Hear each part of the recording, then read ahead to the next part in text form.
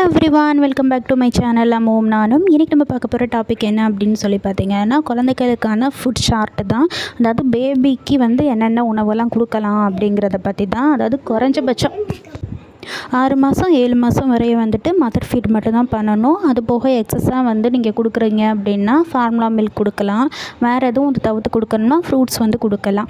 இதெல்லாம் தாண்டி ஒரு 8 மாதம் ஆயிடுச்சு அப்படின்னா நிறைய ஃபுட்ஸ் எல்லாம் பால்லாம் பத்தாமல் போயிடும். அந்த டைமில் வந்து என்னென்ன ஃபுட்டெல்லாம் வந்து நீங்கள் கொடுக்கலாம் அப்படிங்கிறத பற்றி தான் இந்த வீடியோவில் நான் ஃபுல்லாக ஷேர் பண்ணியிருக்கேன்.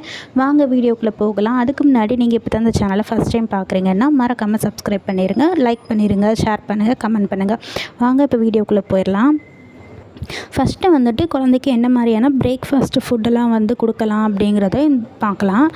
அதாவது வந்து ஒரு 8 மாதம் ஆயிடுச்சு அப்படின்னாலே குழந்தைக்கு வந்து தாராளமாக இட்லி வந்து கொடுக்கலாம். இட்லியும் இடியப்பமும் தாராளமாக கொடுக்கலாம். இடியப்பம் வந்து நீங்கள் கண்டிப்பாக வந்து நீங்கள் வீட்டில் வந்து அரிசி கழுவி காய வச்சு அரைச்ச இடியப்பமாக இருக்கணும். வெளியில் கடையில் வாங்கின இடியப்ப மாவு வச்சு இடியப்பம் போடுறது, இல்லைன்னா வெளியே ரோட்லேயே இப்போ விற்றுட்டு வராங்க இடியப்பம்லாம், அந்த இடியப்பத்தை வந்து வாங்கி கொடுக்குறது வந்து தவறானது. ஏன்னா வந்து எதுக்காக இடியப்பம் வந்து நான் கொடுக்கலாம் அப்படின்னு சொல்கிறேன்னு பார்த்தீங்கன்னா, நீங்கள் வந்து ஃபஸ்ட்டு கழுவி காய வச்சுருப்பீங்க. நெக்ஸ்ட்டு வந்து அதை அரைச்சிட்டு வந்ததுக்கப்புறம் வறுத்து அதுக்கப்புறம் அதில் சுடுற இடியப்பமாக இருக்கும். அதனால நான் கொடுக்கலான்னு சொல்கிறேன். மற்றபடி வந்து வறுக்காமல் அரைச்ச மாவில் வந்து குழந்தைக்கு கொடுக்கக்கூடாது. இது போக வந்து 9 மாத குழந்தையாக இருந்துச்சு அப்படின்னு சொன்னால் சத்து மாவு வந்து கொடுக்கலாம். சத்து மாவு அதுவும் நீங்களாக தான் வீட்டிலேயே ரெடி பண்ணணும்.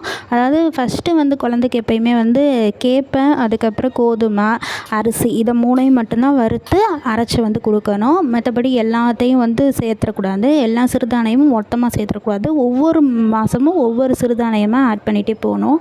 அது மாதிரி வந்துட்டு சத்து மாவில் முக்கியமாக நீங்கள் அரைக்கிறீங்க அப்படின்னு சொன்னால் கண்டிப்பான முறையில் அதில் சுக்கு வந்து நீங்கள் கண்டிப்பாக சேர்த்துருக்கணும். அப்போ தான் டைஜஷன் ஆகும். அதே மாதிரி பார்த்திங்க அப்படின்னா வேறு என்ன ஃபுட்டு வந்து நீங்கள் கொடுக்கலாம் அப்படின்னு பார்த்திங்கன்னா, கேப்பை கூழ் வந்து கொடுக்கலாம். நைட்டே வந்து கேப்பையை ஊற வச்சுட்டு அதை காலையில் மிக்சியில் அடிச்சுட்டு அதில் வர தண்ணி பால் எடுத்து காய்ச்சி கெட்டியாக வந்து உங்கள் குழந்தைக்கு கொடுக்கலாம். ஆனால் கேப்பை வந்து கொடுத்திங்கன்னா சில குழந்தைக்கு ஒத்துக்காது. என் குழந்தைக்கெல்லாம் ஒரு 8 மாதம் போல் கொடுத்தப்ப ஒத்துக்கலை, 9 மாதத்தில் தான் ஒத்துக்குச்சு. அதனால் நீங்கள் கொஞ்சம் பார்த்து கவனமாக கொடுங்க. அதே வந்து நீங்கள் சத்து மாவு மாதிரி மிக்ஸ் மாதிரி நீங்கள் அரைச்சி கொடுத்தீங்கன்னா சத்து மாவு மிக்ஸில் அவசியம் வந்துட்டு சுக்கு வந்து நீங்கள் அவசியம் போட்டுருங்க. சுக்கு போட்டால் தான் டைஜஷன் ஆகும். அதனால் அதை திரும்ப திரும்ப சொல்கிறேன். அதே மாதிரி வந்து சத்து மாவு நீங்கள் ப்ரிப்பேர் பண்ணி கொடுங்க. இந்த ஃபுட்லாம் வந்துட்டு பிரேக்ஃபாஸ்ட்டு கொடுக்கலாம். அதே மாதிரி பார்த்திங்க அப்படின்னு சொன்னால் ஒரு 11 மணி ஆயிடுச்சு அப்படின்னா உங்களுக்கு ஒரு வேளை நீங்கள் மதர் ஃபீட் பண்ணுறீங்கன்னா தாராளமாக அந்த டைம் வந்து மதர் ஃபீட் பண்ணிக்கோங்க. அப்படி நான் நிறுத்திட்டேன் அப்படின்னா நீங்கள் வந்துட்டு தாராளமாக வந்து குழந்தைக்கு ஃப்ரூட்ஸ் ஏதாவது வந்து கொடுக்கலாம். அதாவது வாழைப்பழம் வந்து அந்த டைமில் கொடுத்தா கொஞ்சம் நல்லாயிருக்கும். அதுவும் சின்ன வாழைப்பழமாக இருக்கும். சில இடத்துல வந்து குழந்தைங்களுக்குன்னே கொடுக்கக்கூடிய ஒரு வாழைப்பழம் மலை வாழைப்பழம் சொல்லுவாங்க. அது கிடைக்கல அப்படின்னு சொன்னால் கற்பூரவள்ளி வாழைப்பழம் வாங்கி கொடுங்க. ஒன்றே ஒன்று. அதுவும் ஒன்று வந்துட்டு அந்த விதையை வந்து எடுத்துகிட்டு தான் கொடுக்கணும் குழந்தைக்கு. எப்பயுமே விதையோடு சேர்த்து குழந்தைக்கு கொடுத்துறாதீங்க. அதே வந்து 1 வயசு ஆயிடுச்சு அப்படின்னு சொன்னால் வெயில் காலமாக இருந்தது அப்படின்னா ஜூஸ் வந்து தாராளமாக கொடுக்கலாம். அந்த ஜூஸும் வந்து நீங்கள் வந்து இப்போ ஆரஞ்சு வந்து ஜூஸ் போட்டு கொடுக்குறீங்க அப்படின்னா ஆரஞ்சை மட்டும் நீங்கள் வந்து புழிஞ்சு அதை மட்டும் வடிகட்டி கொடுங்க. அதில் தண்ணியெல்லாம் ஆட் பண்ணிடாதீங்க. ஜூஸ் வந்து கம்மியாக தான் இருக்கும். ஒரு மினிமம் ஒரு 1/2 டம்ளர் இல்லை 1/4 டம்ளர் தான் வரும். போதும், குழந்தைங்களுக்கு அவ்வளோ ஜூஸ் வந்து போதும். ஜூஸை பொறுத்தவரைய ஆரஞ்சு ஜூஸ் மட்டும் இல்லாமல் சாத்துக்குடி, வாட்டர்மெலன் அந்த மாதிரி வந்து நீங்கள் கொடுக்கலாம். தாராளமாக வந்து சேர்ந்துக்கும். அதுவும் வந்து இந்த ஜூஸ்லாம் வந்து ஒரு 11 மந்த்ஸ் 10 மந்த்ஸ் ஆயிடுச்சுனாலே கொடுக்க ஆரம்பிச்சிடலாம். குழந்தைங்களுக்கு வந்து ஒரு 9 மாதம் ஆயிடுச்சு அப்படின்னாலே ஃபஸ்ட்டு வந்து சாத்துக்குடி மட்டும் கொடுத்து பாருங்கள். அது வந்து குழந்தைக்கு சளி எதுவும் பிடிக்கல அப்படிங்கிற பட்சத்தில் அடுத்தடுத்த ஜூஸ் வந்து நீங்கள் மாதம் மாதம் ஆட் பண்ணிகிட்டே போகலாம். அதாவது வந்து நீங்கள் இப்போ டெய்லி வந்து கொடுக்கக்கூடாது. ஒரு 11:30 மணி போல் தான் வந்து குழந்தைங்களுக்கு ஜூஸ் வந்து கொடுக்க ஆரம்பிக்கணும். 2 நாள் கேப் விட்டு கொடுங்க. வாரத்தில் 3 நாள் கொடுத்தா போதுமானது.